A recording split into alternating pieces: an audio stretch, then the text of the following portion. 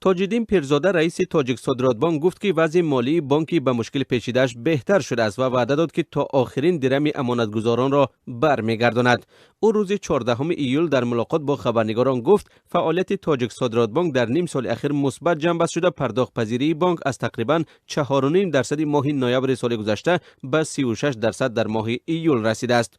پیرزاده دارایی‌های بانک را در حال حاضر 4 میلیارد و 311 میلیون سامانه حساب کرد و سبب‌های به بحران پیچیدنش را به بحران مالی جهانی، ساختمان بناهای زیاد و تغییریابی قرب اسعار خارجی مربوط دانست. تاجیک صادرات بانک آخر سال 2015 به مشکل پیچید و نتوانست که سری وقت پول مشتریانش را دسترس کند. این وضع به نوبت طولانی و ناراضیت‌ها از بانک سبب گردید.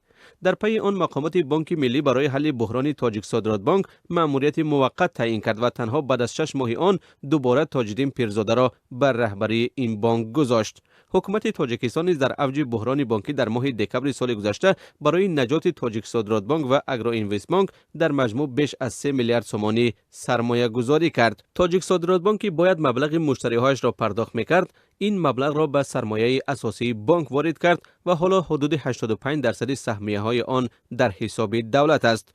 با وجود اینکه مقامات بانک میگویند وضع مالیشان بهتر شده است، برخی از مشتریان هنوز از کمبودی پول در این بانک شکایت دارند. در پی بحران بانک‌ها در تاجیکستان، فانام بانک و تاج پرام بانک پرداخت پذیری خود را کلاً از دست داده، فعالیتشان قطع شد. حالا این دو بانک اموالشان را به فروش گذاشتند.